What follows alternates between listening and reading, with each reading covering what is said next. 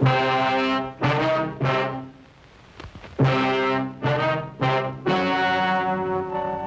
and gentlemen, the story you are about to see is true.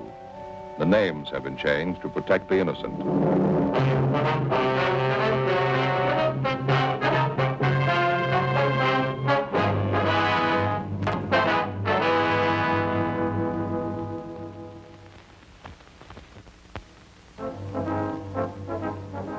It was Tuesday, October 27th. We were working the day watch out of Homicide Division. My partner's Frank Smith. The boss is Captain Lorman. My name's Friday. An unidentified woman had been found murdered in a hotel room. The cause of death was strangulation. There was no lead to the identity of the killer. We had to find him.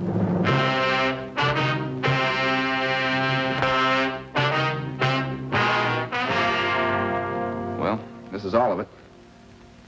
You find anything we can get a lead out of? Nothing too good, no. I don't think you could identify her from what we've got here. Morgue post the body yet? Yeah, this morning. How about fingerprints, Ray? They find any in the hotel room? Checked with Bergman, no foreign prints. No, dead end there. What about the woman's purse? Did it show anything? No chance. You can see this fabric here, file. Won't take a print. Contents of the purse, usual stuff. Mm-hmm. Comb, lipstick, keychain, one key on it. Half package of chewing gum. Coin purse with a dime and 2 nickels in it. That's all of it. According to the room clerk at the hotel, she had a wallet with her when she checked in there. No sign of that, huh? No, no sign of it in the hotel room either. Checked everything. Is that the only piece of jewelry found on the body, that wedding ring there? Yeah. It's a cheap ring. No markings on it. No way of tracing it. About the only thing I can tell you, she was pretty well dressed. That's an expensive bag there. Sure not a cheap dress either. Same for a coat and shoes. They cost money, too. How about labels on any of that stuff, Ray? Yeah, Joe. There's one on the coat here. You can see it right here. Benwith Department Store, Los Angeles. Coat's fairly new. They might be able to give you something on it. Yeah, maybe. The people at the hotel. Did you get anything there? Well, it could have been a little better. A woman checked in last night around 8 o'clock. She registered as John Ross and wife, L.A. Anyone see the man with her? No, nobody. Room clerk says a woman came in alone. Said her husband was parking the car, so she registered for both of them. Mm-hmm. Clerk said he left the desk a few minutes after that. Figures a man must have come in sometime while he was gone. Nobody on duty at the desk after midnight. Could have left the hotel at any time after that without being seen. She registered at 8 p.m. Coroner said she died about 10:30. You're not even sure there was a man with her, are you? Yeah, the woman who was next door to the murder room. She told us she heard a man and woman arguing. That was about 10 o'clock. Said it got pretty loud. No idea who the woman really was, huh? I don't suppose that John Ross and wife business means anything. That's pretty doubtful, Ray. About all we got to go on is the physical description from the coroner.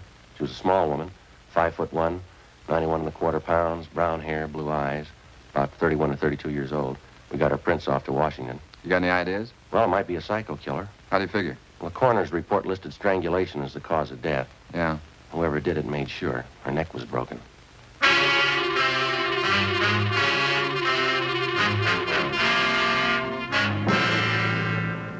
At approximately 6 o'clock that morning, in a second-floor room of a downtown hotel, the body of an unidentified woman was found murdered. Preliminary investigation failed to reveal the true identity of the victim or the killer. As far as physical evidence was concerned, there wasn't much to go on. The deep bruises on her neck and throat, along with the crushed vertebrae at the base of her skull, indicated a savage attack. 1:55 p.m. Through the label on the dead woman's coat, we traced the garment to the department store where it had been purchased, but they had no record on it. It was a cash purchase, and the salesgirl couldn't remember the customer. Investigation during the next 2 days failed to turn up any leads. We showed a morgue picture of the victim to bartenders, waitresses, parking lot attendants in the vicinity of the hotel. They couldn't identify her. We rechecked tenants and employees at the hotel. It got us nothing. Thursday, 5:48 p.m. Sure got me stopped. 2 days of leg work and we're in no place. Well, we might be in better shape when we get that kickback from Washington. Sure hope so. The victim was a nice-looking woman, well-dressed, nice clothes. How come she'd stay in a cheap hotel in a neighborhood like that? Doesn't jive for my money. Well, it's hard to say. Excuse me. Yes, sir. Can we help you? Well, I don't know. I guess that just depends. I'm waiting to see a couple of detectives here. Well, who'd you want to see? A couple of detectives. Who are they? Well, this is pretty confidential, you know. I have to talk to them myself. They told me to see Friday and Smith. Frank Friday and Joe Smith. Detectives, they're handling the case. Well, yes, sir. I'm Joe Friday. This is my partner, Frank Smith. What can we do for you? Well, Fred, they say that you're working on that murder case, that woman who was found in the hotel? Yes, sir, that's right. Mm-hmm. Could I see your badges? Yes, sir. Here. That looks authentic. There's my ID card. May I? Yeah. Nice likeness. Typo. Good blood. Now, I've been reading about that murder in the papers. You're gonna thank me for this. I got all you want to know about that murder. You mind telling us your name, sir? I don't mind. L.P. Morgan. I was a good friend of hers, you know. Used to work with her. You mean the dead woman? Same one. Never forget a face. Maud McLeod. I saw that picture in the paper and I said to myself, there's old Maud. You pretty sure of that, are you, Mr. Morgan? Sure, I'm sure. Maud McLeod. We used to work together in the circus. Maud was a bareback girl, you know. Best in the country. Real trooper. Well, now, what makes you so sure it's the same woman, Mr. Morgan? When was the last time you saw this friend of yours, this Maud McLeod? Well, I used to see her all the time. Worked the old cells floater together. I got a picture of her. Do you mind if we take a look at it? Well, that's why I came down here. I want to help out. She's got to be identified. See, I got it here somewhere. I know, I always carry it. Carson City.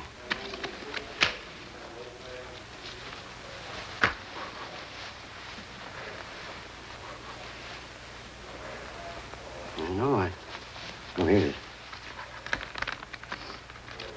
It's Maud in her circus costume. Awful pretty.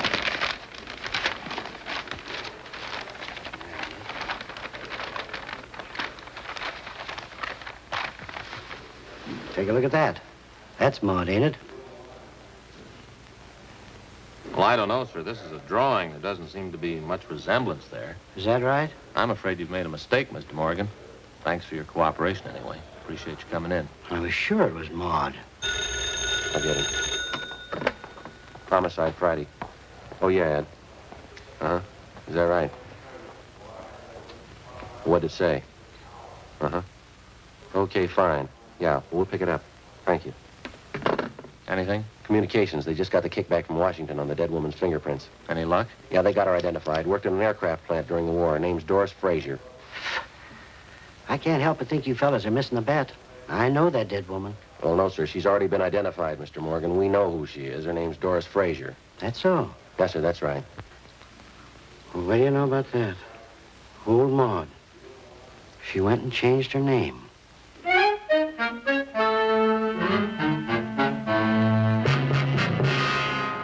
Thursday, 6:35 p.m. Frank and I went down the hall to communications and got a copy of the kickback from Washington. The murder victim was identified as Doris Allen Frazier. She applied for a position as a typist at the Eagle Aircraft Plant in Burbank in 1942. Next morning, we checked the personnel office at the plant, and we found that Doris Frazier had been employed as a typist from 1942 to 1944. In going over her application, we found her last known address listed as 7346 Oakdale Avenue. Her application stated she was single, with no previous employment, with no known relatives. We could uncover no further information on the girl. We drove across town to the Oakdale Avenue address, a large apartment building in a better-than-average neighborhood. The manager told us that Doris Frazier had lived there up to 18 months before. He said that a few weeks before she moved, she was married, but he was unable to remember the name of her husband.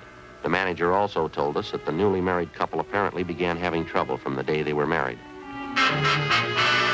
We checked the next forwarding address, a boarding house for women in the southwest end of the city. Frank and I interviewed the woman in charge, a Mrs. Frances Watson. We talked to her in the dining room of the boarding house, where she was polishing a set of silverware. Well, of course, when she first came here, we didn't know it, but she was married. This is a home for single girls, and we have our rules and regulations, just like any other respectable place. Yes, ma'am. Well, as we came to find out later, Doris wasn't only married, but she was fighting with her husband. I understand he wasn't much at all. She was thinking of getting a divorce, as a matter of fact. Did you ever meet her husband, Mrs. Watson? No, I never did. I suppose it's just as well I didn't. I understand that Doris left him after they'd been married only a few months. Uh-huh. Do you know what his name is, ma'am? No, I have no idea. Doris always used her maiden name when she was with me. And you never saw the man, Mrs. Watson. He never came to the house here. No, I didn't say I never saw him. I said I didn't meet him.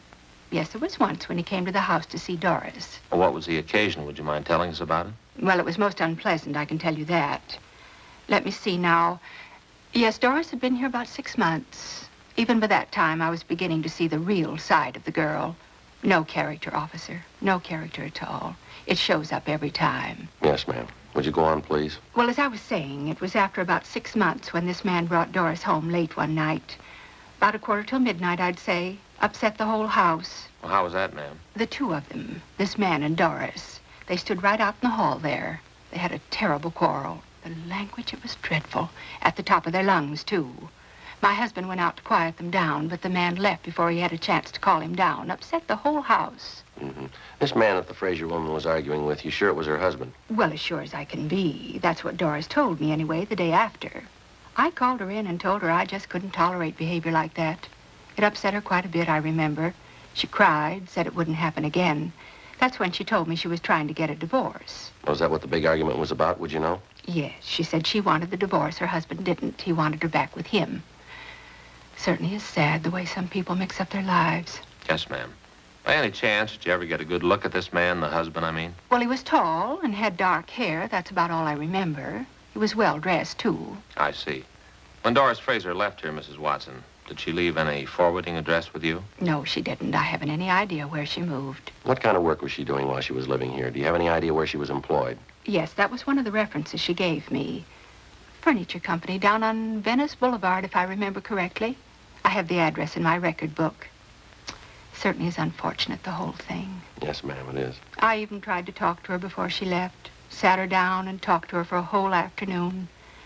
Guess it was just a waste of time. Well, how's that, ma'am? The trouble with her husband, terrible thing.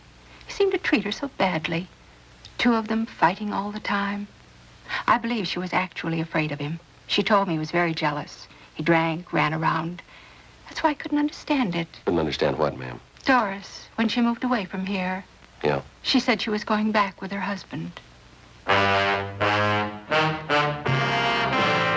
The landlady, Frances Watson, gave us the address of the furniture store where the murder victim had been employed, and we drove down to check with the personnel manager, a Mr. Collins. He said Doris Fraser had been fired from her job 10 months before. He said she'd been let out because she was constantly late for work and that she got into the habit of asking for salary advances too often. Collins also told us that he'd heard about the trouble between the Fraser woman and her husband. He said he'd seen the husband in the store several times when he came to call for his wife. He identified the husband as Stephen Arnold. The personnel manager gave us the last known address they had on the victim. The following morning, we checked it out, an apartment hotel in the East Wilshire area. She was still registered there, together with her husband, Stephen Arnold. But the desk clerk told us that Arnold hadn't been living there for the past 3 months. He had no idea where Arnold had moved, and he didn't know where he worked. While the desk clerk stood by, Frank and I went upstairs and checked the apartment. You find anything, Joe? Not too much, no. Well, there's nothing in the bedroom. Like Ray says, she likes nice things, but that's about all I can figure. Mm-hmm. What you got there? Looks like a letter she started and she didn't finish it. It's dated October 23rd. What's it say? Dear George, I've been meaning to write you before. That's all. That's as far as she got. George, huh? That's the first time we've run to that name on this deal. Yeah. Means there's more than one man in her life. A few more letters and bills here. All unopened. Yeah.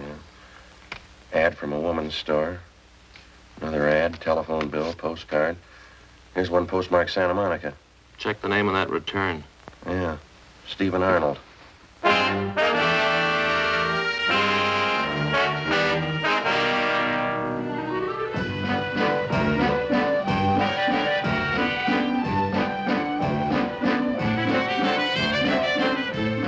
12:35 p.m. We called the office and checked Stephen Arnold through R&I. He had no criminal record. The return address, which he'd listed on the envelope of the letter to his wife, was 10826 Pacific Front Boulevard. We located it on the beach just below Santa Monica. It was a small dart concession owned and operated by the dead woman's husband. No, I haven't seen Doris for a couple of months anyway. Why? I understand you had an apartment with your wife in the East Wilshire neighborhood. That right, Mr. Arnold? Yeah, that's right. You mind telling us why you left? No, I don't mind. I wanted to move closer to my work, that's all. That place was way too far out. How is it your wife didn't move out with you, sir? She wanted to stay close to town. She doesn't care much for the beach. Bad for her sinus. Did you have an argument with your wife, Arnold? Some kind of a disagreement? Is that one of the reasons you moved? Yeah, you might call it that. We're getting a divorce. Is that so? Yeah. It was the best thing all the way around. It's been nothing but fighting and scrapping all last year anyway. We decided to call it quits. Say, would you excuse me a minute? I got some cold drinks in this cooler here. Would either of you like a cool drink? No, thanks. Are you getting the divorce from your wife, Arnold? Yeah, that's right. I'm divorcing her. Why'd you want to know? You remember that last time you saw your wife, the exact date, I mean? No, I don't think I remember that. It's been at least 3 months, I'll say that much. You spend most of your time down here at the beach, Mr. Arnold? Yeah, that's right. I get in town a couple of times a month. Sure you wouldn't like a cold drink? No, thank you. I'll have one myself, if you don't mind. This water sure keeps them nice and cool. Yes, sir. How about last Tuesday night? Were you in town that night? No, last time was 2 or 3 weeks ago anyway. Went in to see a show. I was working here last Tuesday night. Work here every night except Monday. That's the only night I'm closed up. Mm-hmm. Is there anyone who can vouch for that? I don't think I get this. Why do you want to know? Well, is there anybody who can vouch for you? Sure. Half a dozen people anyway. The fellow who runs the place next door. The guys in the rest of the stalls up and down the way here. They can all vouch for me. I worked here till 1 a.m., same as usual. Just a minute. Hey, Vic. Vic. Yeah, Steve? Come on over here a moment, will you? These fellas are detectives, Vic. I guess it's something about a jam my wife got herself into. They want to know where I was last Tuesday night. Yeah? They want somebody to vouch for me. Sure. Did you see Arnold last Tuesday night? I was working next door. Steve was here all night.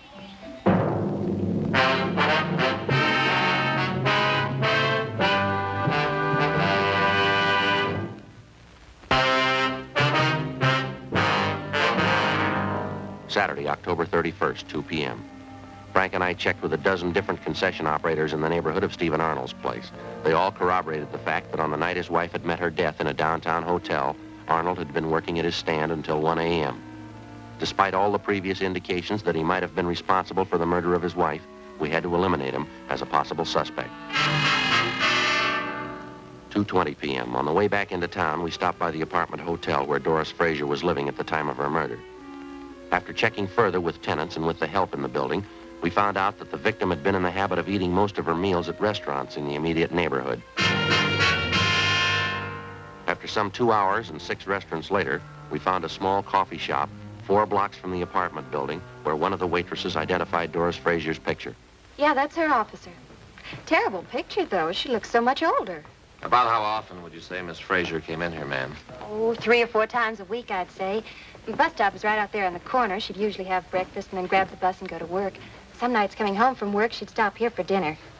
Nice girl. Quiet. Did you get to know her at all, miss? I mean, do you happen to know any of her friends in the neighborhood? No, as I say, she was a quiet person, not very talkative. Usually read while she was eating. A magazine or a book. Did she ever come in here with anyone else, would you know? Oh, yes, quite a few times. She seemed to have the boyfriends. Of course, she was attractive. Small, you know, but real cute looking. Mm-hmm. Do you happen to know any of these men? No, I'm sorry, I don't. Any one of them in particular that she came in with very often? Let's see. I think there was one. It was dark, well-dressed, kind of tall, good-looking. They usually came in together for breakfast. How long ago was this, miss? Would you recall? Oh, I'd say up till a couple of weeks ago. I usually waited on them in the morning. That's how I happen to remember. I see. Did you ever happen to hear this man's name? Let me see. George. I think that was it, yeah. Would you happen to know if he lives in the neighborhood? No, I'm sorry, I don't. Has this man been in here during the past week, do you know? Yes, he has. He came in for breakfast. What day was that? This morning. Before we left the coffee shop, we questioned the cashier who came up with the information that the man known as George usually left his car parked at the service station across the street. We left our card and asked the cashier to call us in case the suspect returned. At the service station, they also remembered the man known as George, but they told us that he hadn't been in for the past 2 weeks. They'd done some work on his car for him in the past, so they had a record of his license number. We called our DMV and found that the car was registered to a Carl Lucy in East Hollywood. 4:30 p.m. We drove out and interviewed Lucy at his home, but he came nowhere near the description of the suspect. He told us that he had purchased the car 6 weeks before from a man known as George Crane. He described Crane as tall, dark, and well-dressed. From the bill of sale, we got Crane's address, a motel on East Manchester. The manager there told us that George Crane had moved a week before. He said that Crane had left no forwarding address, but he did remember where he worked. He gave us the name of the aircraft company in the San Fernando Valley. We called their personnel office, but they were closed for the day.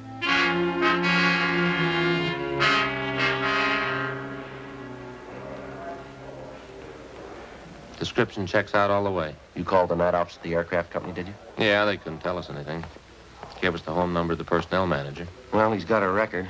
I got the package on him here. Yeah. Nothing very heavy. Drunk charge 2 years ago, another one last year.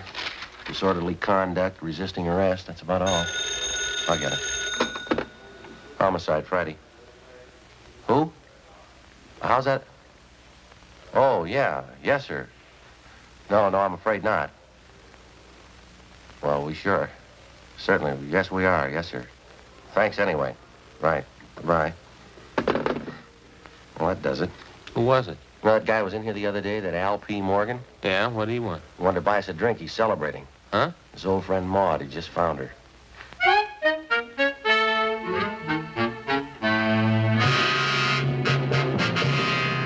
Sunday, November 1st, 8 a.m. We got in touch with the manager of the personnel department of the aircraft company at his home. He said that he'd checked the files for us. 8:42 a.m. He called back to tell us that George Crane was employed as a maintenance man in the electrical department, that he'd been working for the company for the past 5 years, and that he had a good employment record. He told us he was on the day shift, and that he was scheduled to report for work in the generator room at 8 o'clock that morning.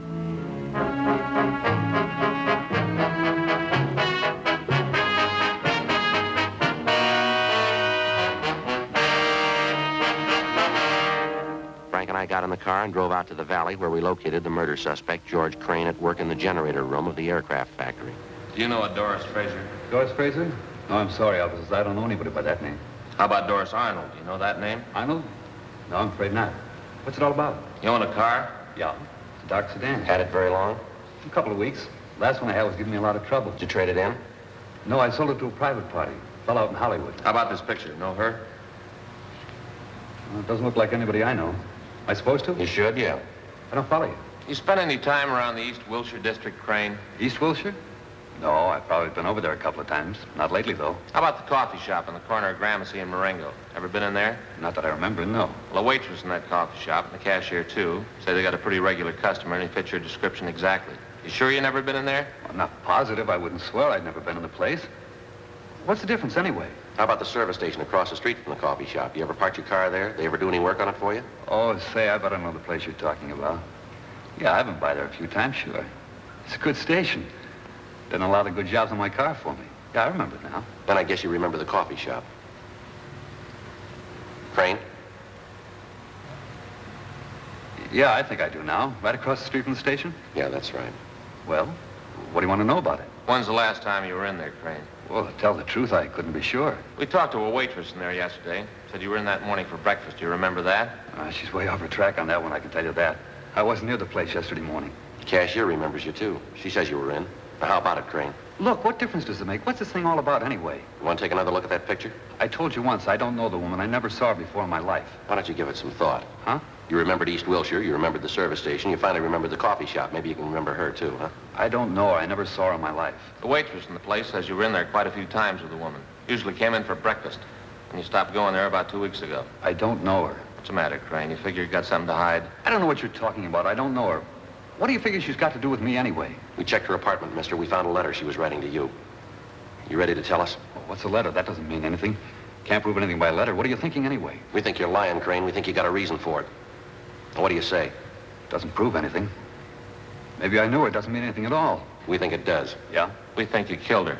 The way it looks to you? That's the way it looks. I don't think you can prove it. We're going to try. Now, how about it? Will it go any easier for me if I admit it? That's not up to us.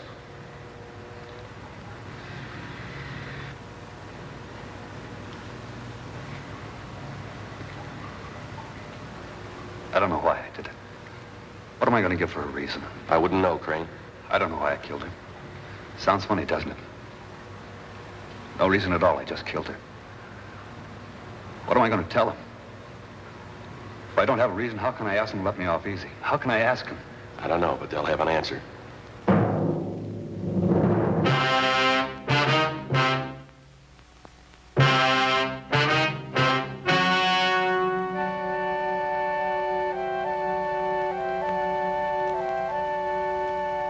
February 8th, trial was held in Department 89, Superior Court of the State of California, in and for the County of Los Angeles.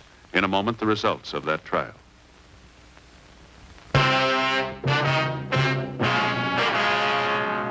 The suspect was tried and convicted of murder in the first degree.